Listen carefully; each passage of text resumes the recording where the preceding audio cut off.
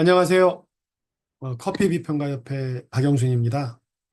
2024 36대 스미스 입문주간 특강에 초청해 주셔서 감사합니다. 저와 함께 45분간 슬라이드를 보시면서 커피에 대한 이야기를 좀 들어보셨으면 좋겠어요. 앞으로 커피를 드실 때마다 제 이야기가 떠올리면 어, 건강에 좋고 또 뭐랄까요. 재배지에 사는 사람들한테도 보탬이 되는 그런 문화에 참여하실 수 있을 겁니다. 지금 제 뒤로 보이는 저 사진이 바로 커피 꽃입니다. 제가 다니고 있는 콜롬비아 안티오키아의 라 루이사 농장인데 이게 얼마 전에 지난 10월 5일, 6일 경기도에서 열렸던 세계 커피 콩 축제에서 1등을 한 K커피 어워드에서 1등을 한 바로 그 커피밭입니다. 이렇게 이젠 커피도 와인처럼 문화가 고급화되고 있고 특정한 산지, 특정한 농장의 커피에 관한 이야기들을 이제 소비자들이 하기 시작을 했습니다.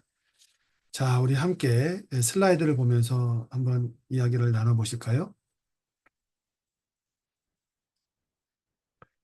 자, 건강한 커피를 즐기기 위해 알아야 할 것들. 이제 오늘 슬라이드를 보시면 이제 사진이 나올 텐데 그 사진이 다 하나하나 정보예요. 지금 한 여성이 그윽하게 이 커피 향에 이렇게 심취해 있는 모습입니다. 그렇죠. 커피는 각성 효과를 준다라고 하지만 또 하나는 뭐죠? 우리를 정서적으로 보듬어 준다라는 얘기를 합니다. 자, 근데 어떻 보면 뇌를 각성시킨다는 것과 정서적으로 보듬어 준다라고 하는 것은 어떻게 보면은 서로 상반된 작용인 것 같은데 참 그래서 커피는 모순덩어리예요. 그죠? 일깨워 주기는가 하면 잠재운다까지 얘기할 수는 없지만 우리를 평온하게 만들어주는 것이죠. 즉 그런 가치를 좀 궁금해하면서 왜 그럴까 하는 그런 생각에도 들어가 봤으면 좋겠어요. 자, 이거는 이제 멕시코의 베라크루즈에서 제 손에 이렇게 담겨 있는 이것이 바로 커피 열매입니다. 그렇죠? 커피는 열매에 들어있는 씨앗을 가려내서 그것을 볶아서 갈아서 그다음에 물로 성분을 빼는 거죠. 왜 갈까요? 갈지 않으면 성분이 추출되지 않죠. 참 커피는 묘상한 녀석입니다. 여러분 대개 아마 이제 커피 볶은 콩들이 있을 텐데 그 콩을 갈지 않고 통째로 한번 끓여보세요. 1시간 내내 끓여도 커피가 되지 않습니다. 그렇게 커피는 참 묘하게 이 견고한 세포 벽으로 이렇게 둘러싸여 있어가지고 얘를 볶는다고 하더라도 갈아서 세포를 깨부수지 않으면 성분이 추출되지 않는 그런 구조인 거죠. 자, 그 커피는 이렇게 잘 들여다보면 참 뜻밖의 있는 그 이야기들이 많은데 사실 그런 거를 많이 알수록 또 그런 이야기를 나누는 자리가 될수록 커피를 마시는 재미가 더 커지죠. 제가 쓴 책입니다. 커피 인문학. 저는 이제 커피 쪽에 인문학적인 부분을 갖다가 좀 도입을 했다라는 걸로 좀 평가를 받고요. 한국대학교 문화예술대학원 커피학과 외래 교수로도 출강을 하고 있습니다. 또 제가 쓴 이론서 중에는 작년에 대만에서 처음으로 중국어로 번역이 됐는데 아마 처음일 겁니다. 제가 이거를 제 자랑을 하려고 하는 것이 아니라 지금 여러 학생들도 커피를 공부해서 저와 함께 중국에 가서 커피를 가르치자라는 거죠. 1970년, 80년대 보면 우리는 일본에서 일본 책들을 통해서 많이 커피를 공부했는데 지금 와서 보면은 일본 책들이 어, 그렇게 경험적인 거지 논리적이나 아니면 학술적이진 않았다라는 그런 평가를 받습니다. 자, 이제 세상이 바뀌었으니까 우리가 학술적으로 검증된 내용을 가지고 K커피 지식을 중국 또 더욱더 또 커지고 있는 인도의 시장까지 가서 한국의 커피 지식을 전파하고 그걸로 우리가 교육 사업을 한번 펼쳐보자라는 그런 말씀을 한번 드려보고 싶어요. 저는 와인을 했었습니다. 2006년에 이거는 이제 비니텔리에서 와인 심사위원을 할 때의 장면인데, 이 와인을 했던 것이 지금 커피에서 저한테는 큰 도움이 됩니다. 커피도 와인처럼 한 잔에 담겨 있는 커피를 마시고, 그거를 표현하면서 그 커피가 좋은지 나쁜지를 판단할 수 있는 여러 가지 향미적 지표들이 있습니다. 이건 이제 커피 테이스팅을 통해 가지고 우리가 하나씩 배울 수가 있는데 여기서 드리고 싶은 말씀은 좋은 커피인지 좋지 않은 문제가 있는 커피인지는 맛을 보면 다 알 수 있다는 거죠. 전문가만이 알 수 있는 것은 아니라 우리의 감각이 그렇게 진화되어 있습니다. 네, 저는 이렇게 이제 커피의 인문학과 테이스팅을 영역을 개척했다는 그런 부분에 좀 평가를 받아서 마리키주 후주 인명사전에 올라 있고요. 이제 이런 스펙, 이런 이제 어떤 성과를 가지고 이제 중국에 가서 여러분과 함께 커피 시장을 열고 싶은 거예요. 자, 오늘의 학습 목표는 여러 가지 이야기를 들려드릴 텐데 오늘 수업이 끝난 다음에 스스로 내가 마시는 커피는 좀 좋은 커피, 건강에도 좋고 또 기왕이면 커피 재배자들한테도 이익이 온전히 돌아가는 커피를 그런 걸 소비하고 싶다라고 한다면 어떻게 행동을 해야 될까? 사실 그것을 알려드리는 것이 오늘 제게 강의의 목표입니다. 오늘 수업이 끝나고 나면 좋은 커피를 가려내는 비결에 대해서 이렇게 여러 선생님들께서 학생들께서 이야기했으면 좋겠어요. 좋은 커피를 마시려면 커피를 마시기 전에 너 어디서 왔니? 라고 묻자. 너 어느 마을에서 왔니? 너 어느 농장에서 왔니? 라는 거죠. 한국의 쌀을 비유해 볼까요? 한국에서 맛있는 쌀은 어디서 나죠? 여러 군데서 나겠죠. 근데 예를 들어 대한민국 경기도 이천 쌀이다. 이천 쌀 좋네요. 라고 얘기할 수 있죠. 근데 커피는 그렇게 얘기하지를 않아요. 우리 소비자들이. 그냥 케냐 커피다. 에티오피아 커피다. 그러면 다 좋은데 그렇지 않죠. 케냐의 니에리에 어디냐? 어, 에티오피아의 구찌의 함벨라. 이런 식으로 거기에 실링카 농장. 농장 단위까지 가면 더욱더 좋은 거죠. 그렇구나. 앞으로 좋은 커피를 마시기 위해서는 먼저 그 커피가 어느 마을에서 왔니? 어느 농장에서 왔니? 예를 들어 중남미 쪽에서는 이제 이른바 커피를 산업적으로 키우다 보니까 농장 규모가 굉장히 커요. 그래서 농장 하나에서 뭐 수백 톤이 나오지만 지금도 에티오피아의 작은 오지 그 농장에는 한 농장이 커피를 수출할 수가 없어서 마을 단위로 커피를 수출하죠. 그럴 경우에는 농장까지 못 가죠. 그래서 뭐 우리가 에티오피아 뭐 구찌, 아리차, 콩가, 모모라라고 얘기하는 건 다 마을 이름이에요. 그래도 적어도 작은 마을 단위까지는 추적이 되는 커피를 마셔야 된다. 왜 그럴까요? 오늘 그 말씀을 드리는 겁니다. 자, 먼저 너무 이게 공부가 되는 시간이 되면 재미가 없으니까 우리 커피에 대한 재미난 이야기부터 한번 쭉 훑어볼까요? 이게 지금 사진이 뭐죠? 즐겁게 쇼핑하는 여성들이 보이고 있습니다. 미국의 사우스 플로리다 대학이 이런 실험을 해봤어요. 거대한 쇼핑몰에 손님들은 모르게 그룹으로 나뉘는데 한 그룹은 커피를 마시고 쇼핑을 하게 합니다. 그리고 한 그룹은 커피를 마시지 않고 쇼핑을 하게 하고 나중에 쇼핑이 끝난 다음에 그 사람들의 영수증을 분석해 봤더니 커피를 마시고 쇼핑한 팀들이 통계적으로 유의미하게 시쳇말로 질렀다는 거죠. 물건 산 것이 더 많았다는 거예요. 이른바 충동 구매가 많았다. 그런데 더 재미난 것은 어떤 물건을 샀는지를 이렇게 보니까 커피를 마시고 물건을 산 팀들은 당장 먹을 거, 생계와 관련이 없는 정서적인 거, 뭐 향초라든가 아니면 어떤 조명이라든가 이런 정서적인 물건들을 더 많이 통계적으로 유의미하게 많이 샀더라. 그래서 이제 여기서 이거는 물론 이제 인과관계는 아니고 연관관계를 보여주는 것인데 그렇게 추론이 되는 거죠. 커피를 마시면 사람들이 더 정서적인 쪽에 감성적으로 젖어드는구나 라는 그런 경향성을 보인 그런 논문이 되겠죠. 또 이런 이야기도 나왔어요. 이거는 이제 캐나다 토론토 대학의 연구인데 이것도 얼마 안 된 그 내용입니다. 자, 커피를 주지 않고 커피를 상상하는 것만으로도 마치 커피를 마셨을 때 자극이 되는 뇌의 부위가 활성화되더라는 거예요.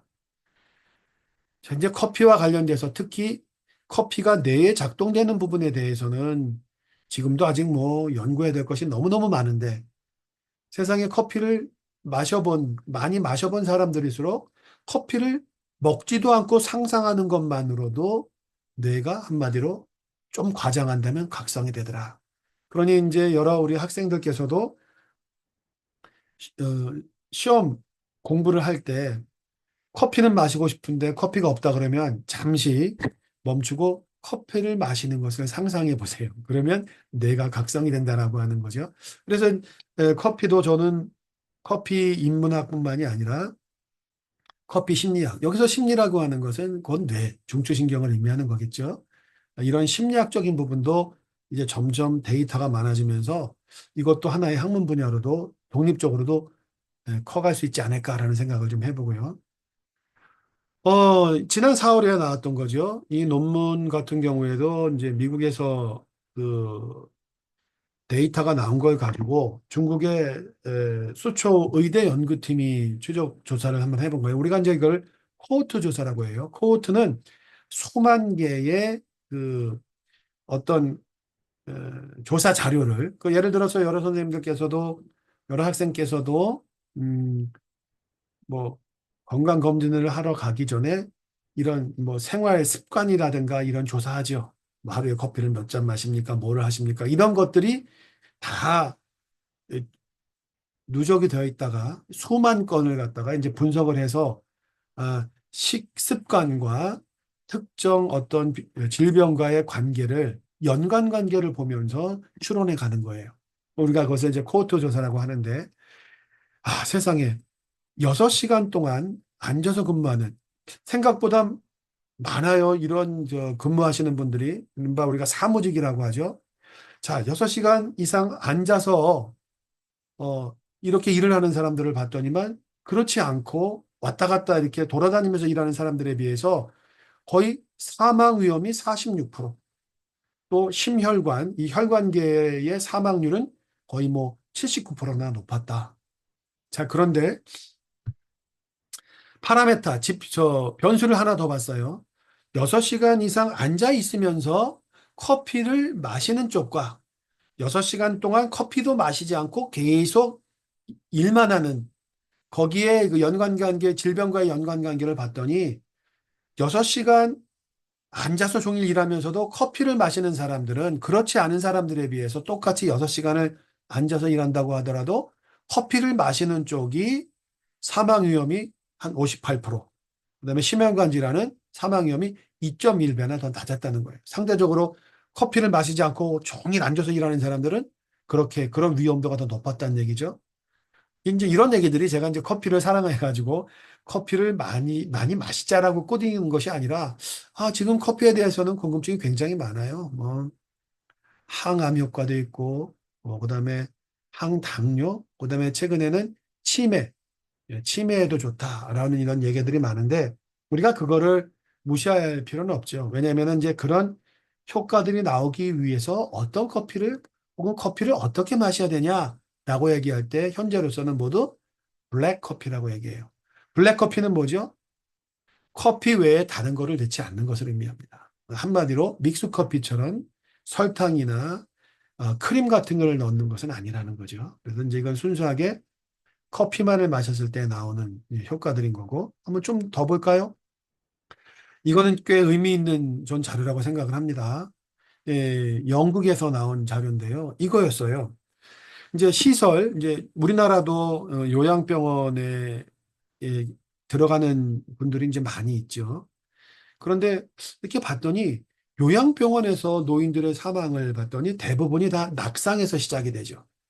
그러니까 그 시설에 계시다가 넘어지시는 건데 대부분 낙상 사고의 대부분을 이렇게 봤더니 주무시다가 이 이뇨감 때문에 혹은 배뇨 그런 느낌 때문에 화장실을 가느라고 깨어났다가 그 잠결에 침대에서 넘어진다거나 아니면 가시다가 균형을 어, 잡지 못하고 쓰러져서 그 뒤로 이제 안타깝게도 돌아가시는 과 연결되는 그런 사고들이 많았어요. 그래서 이 연구진들이 생각을 했죠. 어떻게 숙면을 시킬 수 있을까? 혹시 커피 때문에 커피가 이뇨감을 유발하잖아요. 왜 커피 때문에 중간에 깨는 것은 아닐까 해서 그 요양시설의 커피를 디카페인으로 바꿔가지고 상황을 살펴봤더니 낙상 사고가 줄어들었죠. 그래서 디카페인 커피로 바꾼 다음에 슬라이드에서 보시는 것처럼 3개월 만에 낙상이 30에서 35%가 감소가 됐고, 이 얘기는 뭐냐면 낙상으로 인해서 사망으로 이어지는 그런 상황을 줄일 수 있었다는 거예요. 그래서 저도 이 강의를 이 내용을 꽤 계속 하고 있는데, 우리도 이런 부분을 한번 조사를 해봐서 요양병원 같은데 디카페인으로 바꾸는 것 좋지 않을까요? 생각을 해요. 자, 근데 제 강의를 했더니 이런 말씀을 하세요. 에이, 그건 영국 얘기고 우리가 뭐 노인들 뭐 잠도 안 오는데 그거 커피를 누가 마셔? 그러나 바뀌는 거죠. 지금 이제 제 세대만 하더라도 아니면 지금 커피를 계속 마시고 있는 사람들이 나중에 나이가 들게 되면 요양병원에 가서까지도 커피를 마시는 그런 문화가 훨씬 더 뚜렷해질 겁니다. 그래서 우리가 이러한 예, 자료들은 생명과도 관련된 문제 아니겠습니까? 그래서 우리가 이런 제도권에서도 이런 부분들은 빨리 캐치를 해서 검증 한번 해봤으면 좋겠어요. 자, 이것도 재미난 얘기입니다. 이제 예를 들어 이겁니다. 누구한테 아쉬운 소리를 하러 가는 거예요. 예를 들어 직장 생활을 할 때 오늘 좀 조퇴를 하겠습니다. 친구한테 야, 나 좀 돈 좀 꺼줘. 아니면 야, 너 오늘 대신 좀 내 알바 좀 가질 수 있겠어? 이렇게 아쉬운 소리를 할 때는 따뜻한 커피를 가져가는 거예요. 만약에 조퇴하겠습니다. 뭐 돈 좀 빌려줘 하는데 아이스 커피를 가져갔다 그러면 아이스 커피를 마실수록 사람들이 냉철해진다는 거예요. 단호하게 거절을 하는데 따뜻한 커피를 권할 때에는 뭔가 사람들이 관대해지면서 상대의 부탁을 들어줄 가능성이 높다라는 거죠. 이제 이건 심리학이 하나의 처세와도 이제 연관이 되는 얘기가 될 수도 있겠다는 생각을 합니다. 이제 이런 식으로 뭐 이것뿐만이 아니죠. 이제 여러 학생들께서 좀 호감이 될 만한 내용들을 뽑아왔지만 뭐 지금 이 순간에도 논문이 굉장히 많은 게 나와요. 뭐 요즘 그것도 있잖아요. 뭐 예를 들어 샴푸를 할 때 커피를 갖다 인스턴트 커피를 뭐 세 숟가락을 넣어서 이렇게 함께 샴푸를 하면 탈모가 예방된다. 근데 그거는 결론적으로 말씀드리면 안 하셔도 돼요. 이미 뿌리는 걸로 간편한 것이 나와 있고 인스턴트 커피라고 하더라도 거기에는 알칼로이드 계열이라든가 다른 폴리페놀 물질이라든가 아니면 탄닌 계열의 거대 물질이 많아서 염증을 유발하기 쉽습니다. 그래서 혹시라도 그 인스턴트 커피를 뿌려가면서 애써 그 노력을 하시는 분들이 주변에 계신다면 그거 큰 효과가 없다. 카페인은 차라리 그런 제제를 뿌려주는 것이 더 좋다라던가 이렇게 해서 말려주시면 좋겠습니다. 자, 우리 흔히 커피 브레이크와 커피 타임이라는 얘기 하죠. 커피 브레이크는 이게 이제 2차 세계대전 때에 나오게 되는 건데, 2차 세계대전 때에 여성들도 이제 군수 공장에 이제 투입이 돼야 되니까, 여성들도 공장에 일을 하도록 그렇게 이제 분위기가 가죠. 그럴 때 여성들이 뭐라 그래요? 우리는 일단 출근을 했다가 한 10시나 11시쯤에는 집에 한번 가게 해달라. 그러면 집안 청소도 좀 해주고, 뭐 아기가 있으면 아기도 좀 돌보고, 집안 일을 해야 되니까. 그런데 이제 공장으로서는 일손이 딸리다 보니 허락을 하게 되죠. 그래서 일단 출근을 했다가 한 뭐 10시, 11시쯤에 공장에 이제 가까운 사람들이겠죠. 여성들이 집에 돌아가서 허겁지겁 출근하느라고 못했던 집안일을 좀 하게끔 했던 것. 여기에서 시작되는 것이 바로 커피 브레이크가 된 거예요. 그리고 나중에 이제 컨베이어 벨트로 막 벨트가 이어질 때 어느 한쪽만 실수가 없잖아요. 그러니까 한쪽이 문제가 생겼거나 아니면 한쪽에 좀 뭐 야간 작업을 할 때 조는 사람이 있거나 할 때 모두 일정 시간 모두 스톱을 시키고 커피를 줘서 각성을 시키고 잠을 쫓게 하는 이 공장에서도 브레이크 타임이 되는 거죠. 자, 그런데 커피 타임은 달라요. 커피 타임은 홍차 문화에서부터 왔다고 얘기를 하고 북유럽 쪽에 특히 스웨덴 같은 데서 보면은 오전 한 10시쯤에 이제 남편이 출근을 하고 자녀가 학교를 간 다음에 주부들이 집안일을 어느 정도 정리한 다음에 한숨 돌릴 때 그때 나와서 함께 커피를 마시면서 이야기를 나누고 소통하는 것. 이렇게 커피의 목적이 노동에서 더 강도 높은 일을 해내기 위해서 커피를 마치 각성을 시키면서 주는 것은 커피 브레이크. 커피 타임은 뭔가 대화를 통해서 의견을 소통하고 도모하고 하는 거죠. 그래서 우리가 아침에 모닝커피를 가지고 뭐 회의를 한다고 할 때는 커피 타임이라는 얘기를 하게 되는 거예요.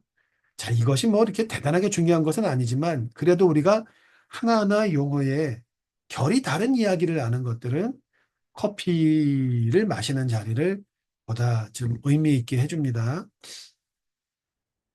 자, 이 커피를 마시고 있는 한 학생이 지금 저렇게 창밖을 보면서 하염없이 생각에 빠져 있습니다. 자, 이 여러 우리 학생들도 알겠지만 우리 한강 선생님께서 노벨 문학상을 탔잖아요. 제가 그 소식을 들은 다음에 이 이제 강의를 하다가 이 장면에서 이제 달라지는 거예요. 우리 DNA에도 비 오는 날 창가를 보면 지금 저거는 뭐 어떤 누군가를 그리워한다기보다는 이제는 제 눈에는 시상을 떠오르는 것 같단 말이죠. 요번에 아무튼 노벨 문학상을 타면서 우리한테 그 주는 에너지가 엄청납니다. 저는 이제 2002년에 주변 사람들과 얘기할 때 2002년 붉은 악마 월드컵 4강의 신화 이 나라가 정말 엄청난 에너지로 가득 찼었는데 이번에 노벨 문학상의 소식은 우리한테 좀 문학적인 어떤 자긍심이라고 할까요? 저는 지금 이 사진에서도 뭔가 시상을 떠오르는 우리의 우수한 DNA가 떠올리게 된다는 거죠. 음, 아주 참 기분 좋은 소식인 것 같아요. 자, 그런데 이제 아무튼 이제 각설하고 이것이 커피 쪽에서 무슨 의미가 있냐면은 비 오는 날 왜 커피를 더 마시고 싶어지게 되느냐라는 거예요. 비 올 때는 기압이 저기압이어서 한 공간에 공기의 흐름이 머무는 것이 상대적으로 많아지고 그래서 같은 양의 커피가 있는 카페나 내가 방에서 커피를 마셨다가 하더라도 비 오는 날 이 공간에 머무는 시간이 멀어서 더 많아져 가지고 향기를 느낄 수 있는 더 그윽하게 느껴진다라는 거 하나. 또 하나는 코 속의 점막이 촉촉해져서 이 후각의 이 점막이 촉촉해질 때 향기 물질과 결합해 있는 시간이 길고 혹은 결합하는 순간에 자극 그 신경 신호 전기 신호를 전달하는 강도가 더 높다라는 견해가 있어요. 그래서 같은 커피라고 하더라도 더 향기의 전기 신호를 더 보다 또렷하게 받게 된다는 거고 또 여러 가지 뭐 빗소리라든가 이제 이런 것들이 어, 화이트 노이즈라고 하죠. 그냥 더 마음을 평온하게 하면서 더욱더 정서적인 걸로 만들어주면서 커피를 그립게 만든다. 그리고 또 이거를 유전적인 의미에서, 진화론적인 의미에서 찾을 때는 옛날부터 비가 왔을 때 우리 호모사피엔스 그 이전의 호민인들은 비가 올 때는 동굴에서 비가 그치기를 이렇게 기다리면서 그때 막 정서적으로 이렇게 회상하고 이러한 어떤 습관이 배어있던 것이 아니냐. 그래서 비 오는 날 노스텔저 뭐에 대한가 뭔가에 대한 그림이 깊어져서 커피를 찾게 한다라고 이제 얘기를 그런 방식으로 설명을 합니다. 낙상 얘기는 또 나왔고요. 자, 꽃향이 나는 커피가 좋은 이유. 자, 이거 하나만 갖고도 사실은 이제 우리가 뭐 몇 시간의 강의를 할 수 있는데 이겁니다. 이제 꽃향을 우리 호모사피엔스가 자연에 있을 때 굉장히 약했죠. 어, 그래서 단백질원이 주로 꽃 주변에 있는 곤충을 잡아먹는 데서 단백질원이 됐었다.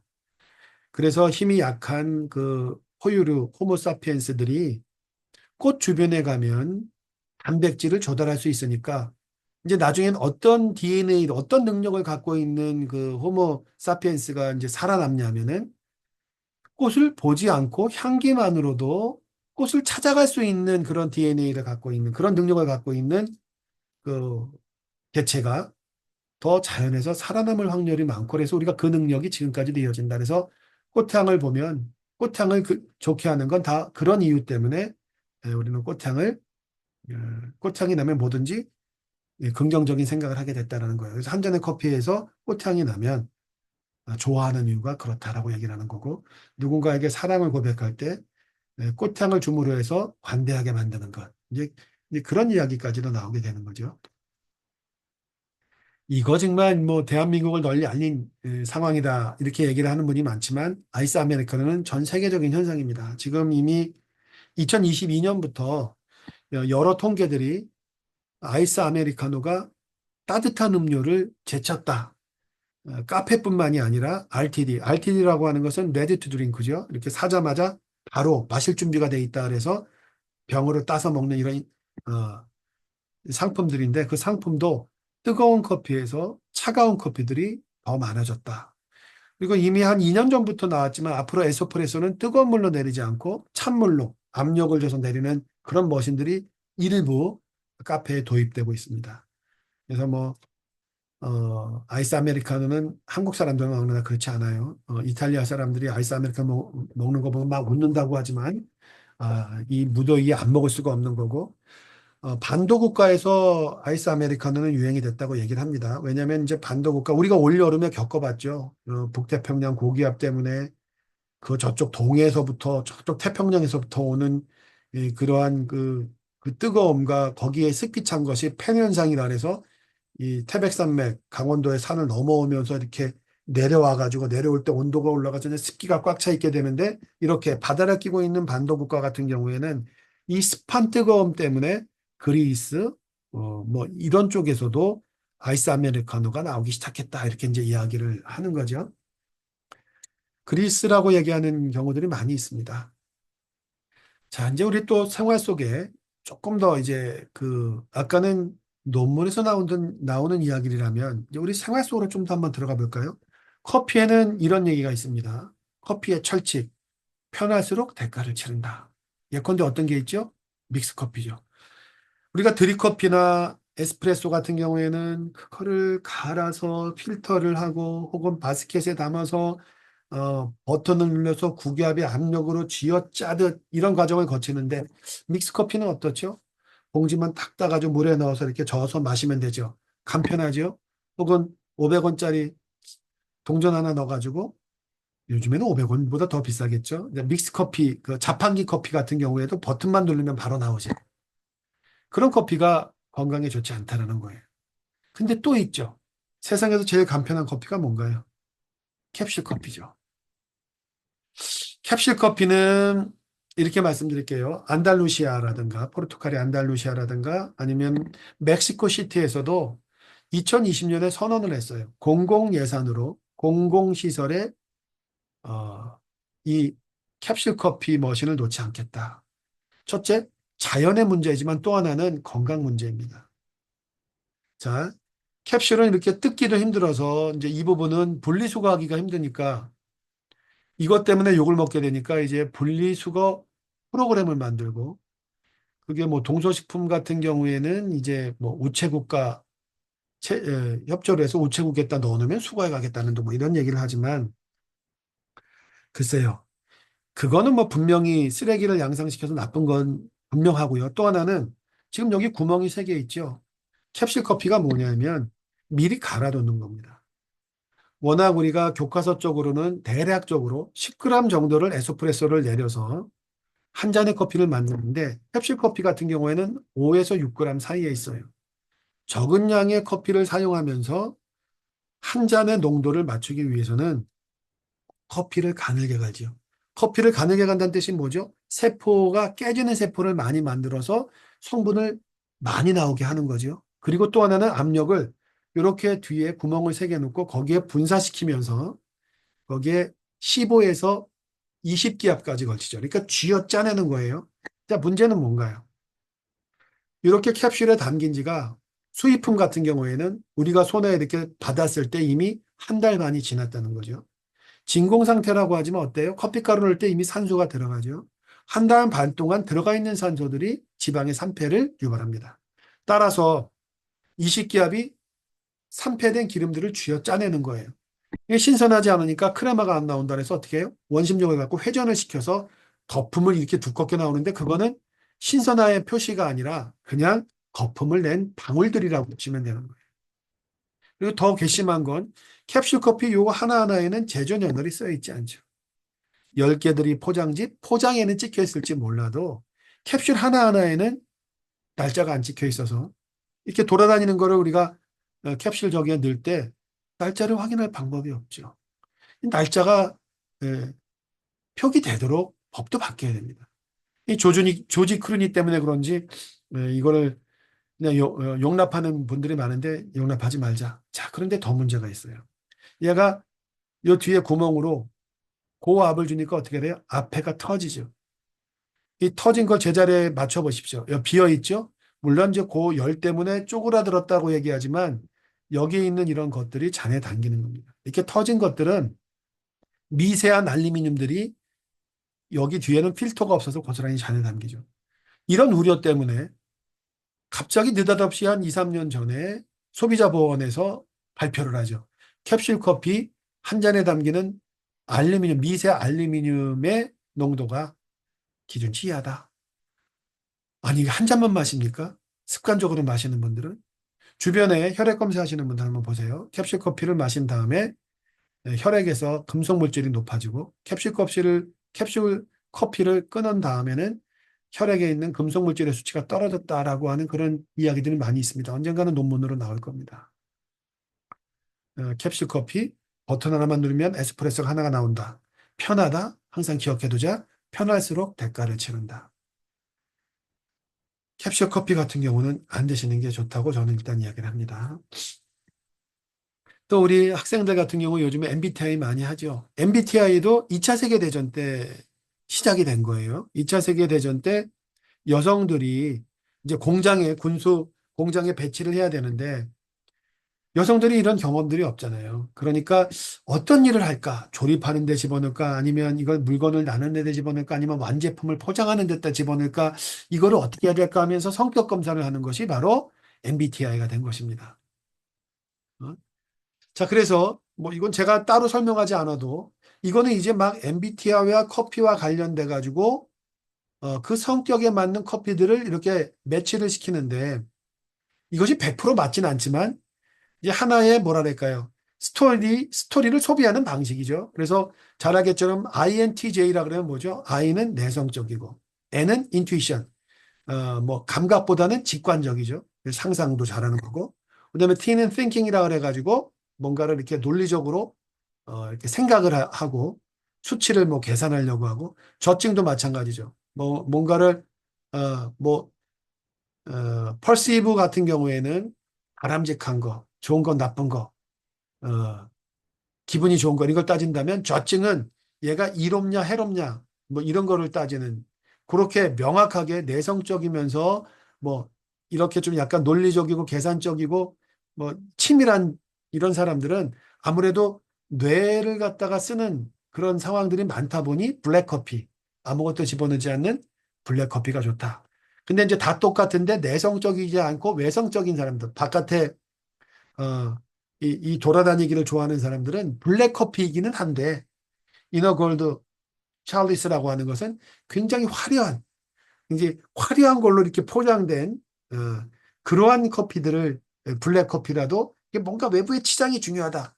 이제 이런 식으로 MBTI의 16가지의 특성을 이렇게 커피와 비유하는, 매치하는 것들이 많죠. 그래서 이 부분은 그냥 어떤 그 과학적인 것이 아니라 스토리텔링인 것 같아요. 그래서 뭐 INTJ 같은 경우에는 뭐 블랙, ENTJ는 뭐 에스프레소, 뭐 야심가 이렇게 얘기를 하는데 중요한 건 뒤에 나오는 커피가 아니라 요 INTJ나 ENTJ 같은 뭐 이러한 어떤 내성적이나 아닌 이런 부분들을 이야기하면서 이게 혈액형보다는 다양하다 보니까 이제는 뭐 명리학까지 연결해 가지고 관련 논문도 많이 나와요. 그래서 아마 커피 쪽에서도 어떤 커피를 좋아하느냐를 가지고 그 사람의 성격을 얘기할 때 넌 너무 성급하니까 아이스 커피만 좋아하는구나. 이제 이렇게 단순하게 얘기하기보다는 그런 걸 한번 따져보면서 소비하는 그런 문화가 있다라는 걸 그냥 참고적으로 말씀을 드리고 이거는 우리 국내에서도 이런 데이터들이 많이 나오는데 이건 데이터라기보다는 스토리텔링이죠. 그냥 갖다 붙이는 거예요. 비슷하다고 생각을 하면. 어, 여기서 이제 요 정도로 하고 넘어갔는데 제가 잠깐 멈추는 건 아마 반복하면서 궁금하신 분들, 내 MBTI가 뭔지 보고, 맞아. 나는 여기 만약 10번 경우에 ESFP라 그러면은 외형적이면서도 어떤 경험하는 거를 더, 어, 직관적인 것보다는 경험하는 쪽으로 있고, 그 다음에 feeling이라 그래가지고 뭔가를 좀 느끼고 감성적인 것, 그 다음에 여기 perceive라고 하는 것은 치밀한 디자인이나 계산보다는 그때. 예를 들어서 이런 거죠. 어디 여행을 가기로 했는데 여행을 가면은 다음날 몇 시에 기상을 해서 9시부터 뭐 몇 시까지는 어디로 가고 10시부터 11시까지는 뭐를 하고 12시부터 어디 가서 식사를 하고 한다 그러면 그것은 이제 J, 저증이고 P 같은 경우에는 그런 게 없죠. 그냥 일단 내일 일어나 보자. 일어나서 날씨가 맑으면 어떻게 하고 비 오면 어떻게 하자. 이제 이렇죠. 근데 이제 그런 성향이 있는 사람들에는 이제 터키시 커피라고 그래갖고 터키시 커피 같은 경우는 우리가 제즈베라고 해서 굉장히 그 농밀한 커피를 얘기하는 건데 터키식 커피다. 그런데 이 사람들은 사실 커피 맛을 알고 좋아하는 것이 아니라 그들이 좋아하는 건 거품이라는 얘기는 외형적으로 멋진 것들, 보여지는 것들, 그런 것들이 뭔가 근사해 보이는 것들을 추구하는 사람들이 ESFP 같은 경우에는 터키시를 좋아하지만 커피보다는 거기에 막 부풀어 오르는 황급빛 거품을 때문에 터키를 좋아한다. 이거는 뭐 진지하게 받아들이진 않지만, 커피를 가지고도 요즘 유행하는 MBTI를 이렇게 은유하고 비유할 수 있구나.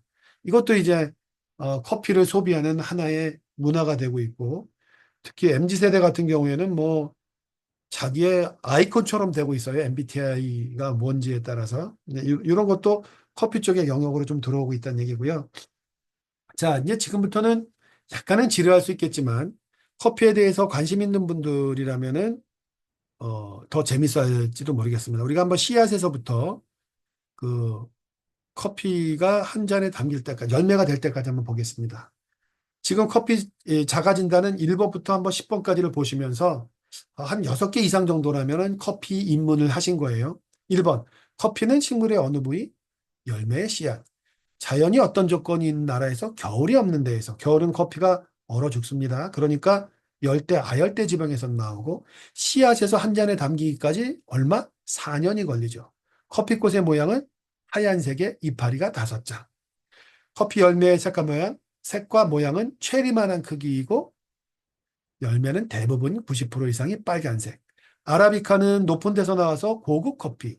로부스타는 베트남의 지대가 낮은 데에서 많이 생산이 돼서 카페인이 많은 인스턴트 커피를만 쓴 싼 커피 이렇게 얘기를 하는 거고 커피를 왜 볶아야 되죠? 생존을 갖고는 추출이 안 돼요. 그래서 볶음으로 해서 물리적으로 구멍이 숭숭 나오도록 하고 더 중요한 건 볶아야지만 향미 성분, 몸에 좋은 성분들이 나오는 거예요. 볶은 원두를 잘 보관하는 방법을 알고 있다. 양이 많을 때는 냉동고에도 넣자. 냉동고에 넣을 때는 어떻게 해야 돼요? 크림병 같은 거를 사가지고 쓰지 않은 뭐 크림을 담지 않았던 거죠, 당연히. 거기다가 20g 혹은 30g씩 한 번 빼내서 사용할 수 있는 정도만 한 10개 정도에 나눠 놓고 그거를 이렇게 한 번 빼면 넣었다 뺐다 하지 말고 그만큼만 이렇게 소분해서 쓰면 한 달, 2달도 갈 수 있다는 거. 카페인이 없는 디카페인 커피. 커피는 카페인의 각성효과 때문에 마시는데 카페인이 없으면 왜 마시지라고 할 때 우리는 이제 폴리페놀, 혈관 건강을 좋게 하고 뭐 항암, 치매에 효과가 있다라고 하는 것은 아직 명확하게 규명되고 있지는 않지만 카페인보다는 폴리페놀.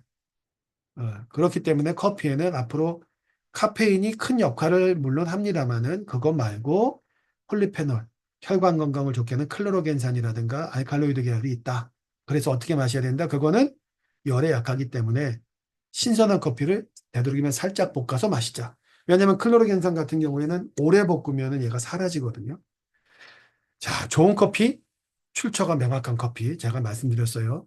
자, 이제 지금부터는 사진을 좀 많이 보셔야 돼요. 커피의 일일 섭취량은 400mg이고 대신 이제 여성 같은 경우에는 주변에 알리세요. 작년부터 바뀌었어요. 300mg이 아니라 200mg으로 임산부일 때는 특히 여성이 아니라 여자가 아니라 임산부일 경우입니다.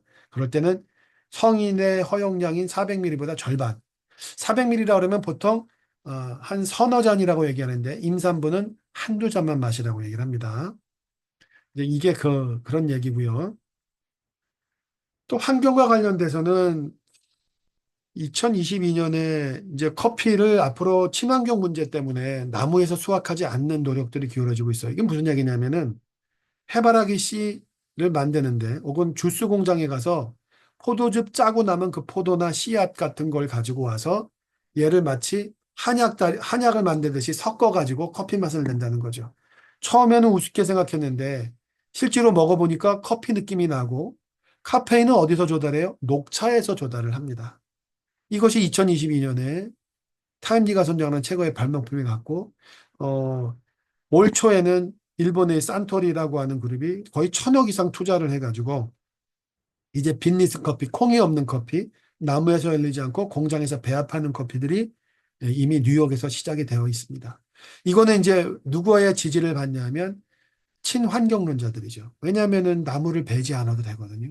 그리고 또 하나는 공장에서 버려지는 그런 주스에 남아있는 탄닌들 이거를 커피 쪽에서 쓰게 되니까 어, 쓰레기도 줄일 수 있고 재활용한다는 의미에서 환경을 갖다가 예, 걱정해 주는 사람들은 지금 뉴욕에서 시작됐어요. 나는 빈니스 커피를 마실 테야.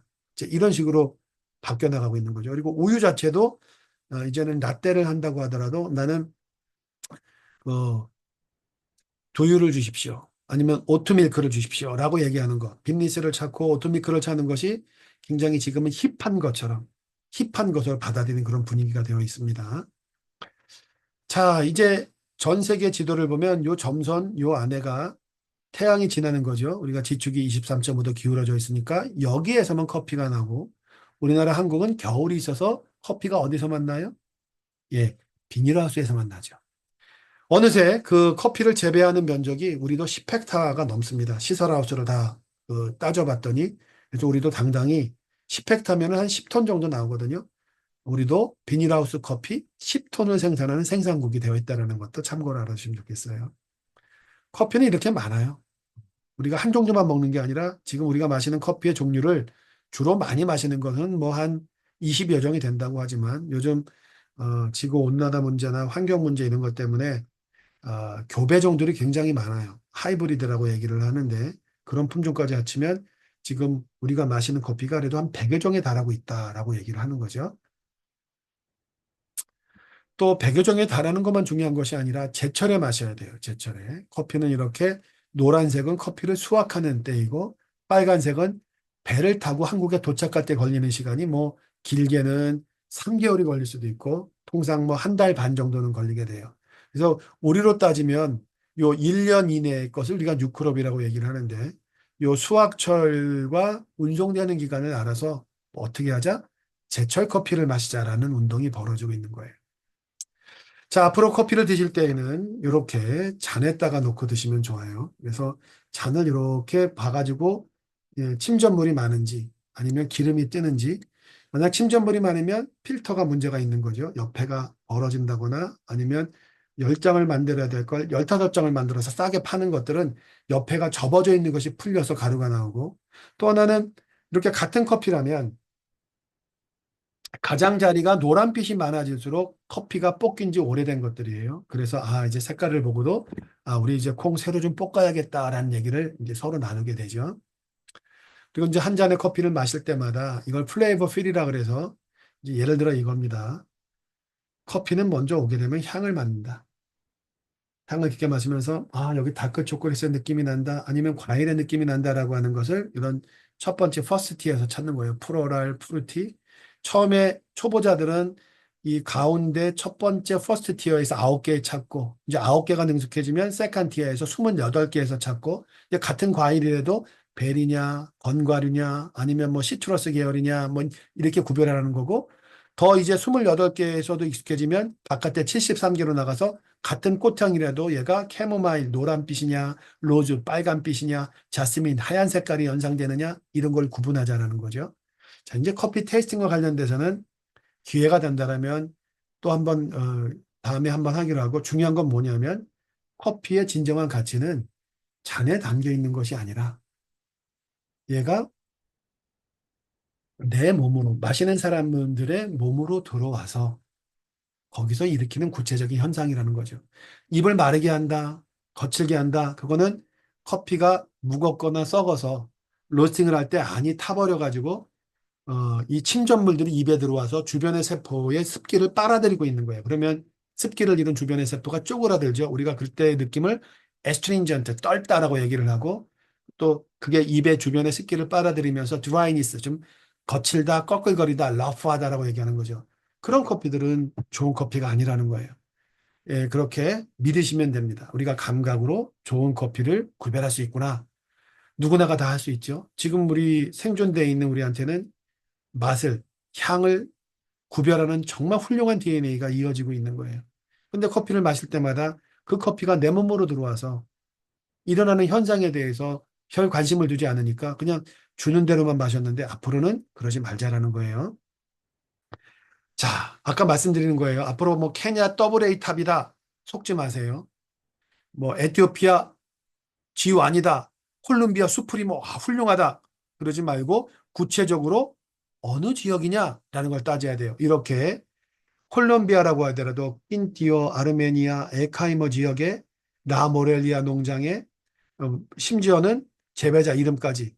이거는 마치 콜롬비아 커피 그러면 한국, 콜롬비아 낀띠오 그러면 한국의 인천시, 콜롬비아 낀띠오 아르메니아 그러면 뭐 예컨대 한국의 노원구의 369대 이런 식으로 특정할 수 있는 정보가 있는 커피들이 좋다라는 거예요. 그리고 이렇게 커피의 산지를 구체적으로 따져줘야 커피를 갖다 사오는 사람들이 그 농장에 가서 커피를 생산하는 사람들한테 가격을 흥정하게 됩니다. 그런데 그냥 케냐 더블 A 탑 그러면은 여기저기 있는 걸 다 끌어모아서 큰 사이즈의 커피만을 가려내서 파는 거니까 쌀로 따지면 정보미 같은 거죠. 그러면 여기 그림에 보는 카메룬의 아이인데 우리가 카메룬의 보요에 혹은 매점의 알롱시 커피, 알롱시 농장의 커피를 찾는 거 하나만으로 이 아이가 행복해집니다. 왜냐하면 중간 상인들이 특별한 농장에 가서 제값을 치르고 커피를 사온단 말이에요. 아셨죠? 이 이제 파푸아뉴기니의 까무시예요. 얼마나 오지면 커피 열매를 지금 돌로 맺히고 있습니까? 얼마 되지 않는 양이지만 손으로 소중하게 이런 것들이 이렇게 하는 것들이 품질이 떨어질 수 있어요. 여건이 안 좋죠. 그래서 공정무역 커피라고 하는 것은 이렇게 좀 품질이 떨어지더라도 우리가 지속적으로 커피를 소비해 주면서 품질이 좋아지는 거, 이거를 이 과정을 함께 하는 겁니다. 그런데 공정무역 커피, 유기농 커피잖아. 오지에서 나오고, 야, 유기농이면 얼마나 좋겠어. 라고 생각하는 건 잘못된 거죠. 이런 오지에서 나오는 커피들이 유기농인 것은 농약 살 돈이 없어서 그런 경우가 많은 거예요. 그래서 농약을 치지 않으면 벌레 먹고 또 이렇게 가공을 이 돌로 맺히다 보면 막 발효도 일어나서 맛이 좀 떨어지지만 그래도 지속적으로 어느 해 한 번만 사는 것이 아니라 지속적으로 이 농장의 커피를 사주면서 1년, 2년, 3년, 4년, 5년 함께 해주면서 품질을 이렇게 개선해 나갈 수 있는 하나의 동반자가 되어주는 것이 공정무역의 가치다라는 겁니다. 이 권태훈 이사장이라고 사람예술학교 이렇게 직접 목숨을 걸고 미얀마 내전을 뚫고 들어가서 여기에 가서 학교를 지려고 하고 거기 있는 사람들의 커피를 갖고 와서 한국에서 판매를 해가지고 그 돈을 또 가서 도와주는 이런 역할을 하는 사람들이 이런 커피들이 저쪽 독일이나 벨기에에 공정무역 인증을 하는 데다 돈을 내고 우리 커피가 공정무역 커피다라는 마크를 받아야지만 공정무역 커피이고 가치가 있는 커피일까요? 그건 아니라는 거죠. 물론 공정무역 마크가 있는 커피를 많이 드시는 건 덕을 쌓는 일이에요. 하지만 커피는 이렇게 인증을 받을 돈조차 없어서 그런 커피들도 많이 있습니다. 그래서 우리가 산지를 꼭 구체적으로 따져서 소비해야 되는 이유는 구체적인 그 작은 오지의 마을 사람들한테 혜택이 갈 수 있으면 하는 바람 때문이고 그래서 산지와 농장을 정확히 알고 커피를 드시는 것은 그 자체로 덕을 쌓는 것이다라는 겁니다. 앞으로 커피를 드실 때에는 물 소비가 많다라는 거를 스스로 생각하셔야 돼요. 우리가 120ml 잔 한 잔의 커피를 마시는 거가 물로 곧 커피가 4년 만에 이제 우리 그 씨앗으로 심고 나면은 한 잔의 커피가 되는데 그때까지 어느 정도 물을 사용하냐를 봤냐 했더니 140리터, 10분간 샤워하는 양, 그 정도 물을 써야 한 잔의 커피가 되는 거예요. 탄소 발자국 잘 아시죠? 그 커피가 한 잔에 담기까지 뭐 산지에서부터 오는 그 배편 거기에 쓰는 화석 연료까지 다 합쳐가지고 한 잔의 커피에 어느 정도의 탄소 발자국이 있냐면 1.5km를 자동차로 운전하는 정도 혹은 3, 4개월 동안 냉장고를 틀어놓고 있는 정도. 한 잔에. 그러니까 우리가 이제 커피를 드시면서, 아, 이게 우리가 자연에 굉장히 신세를 지고 있구나.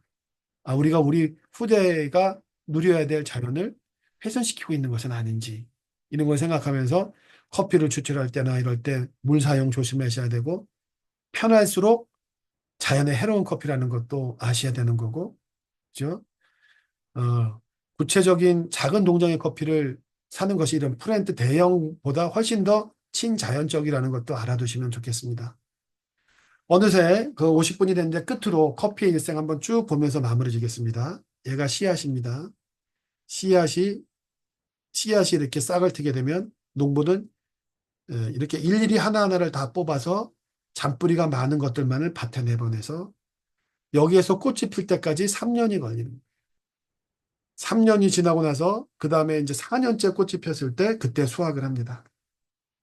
워낙 커피의 꽃말은 옛날에는 이게 웨딩드레스에 수놓는 꽃이죠. 이파리가 5장이면서 웨딩드레스에 수놓던 꽃은 사실은 오렌지 블러썸, 꽃말이 순결이었기 때문이에요. 근데 꽃말이 순결이기 때문에 웨딩드레스에 수놓는 꽃이다라면 난리 나죠. 요즘 같으면. 그래서 요즘에는 웨딩드레스에 수놓는 저 꽃잎 5장짜리 꽃을 커피꽃이라고 얘기합니다. 왜냐하면 커피꽃의 꽃말이 always be with you, 언제나 당신과 함께라고 하는 굉장히 멋진 얘기죠. 커피꽃에 오는 벌들은 가장 커피꽃으로 먼저 오는데 왜 그런가 이 영국과 미국의 연구자들이 봤더니 커피꽃이 여기 꽃 안에 꿀과 커피꽃에 카페인을 묻혀놔서 벌을 갖다가 카페인으로 중독시키는 거예요. 그래서 실제로 논문이 나왔죠. 커피꽃에 온 벌의 뇌를 열어봤더니 그 뇌가 카페인에 중독돼 있었다. 참 무서운 얘기죠.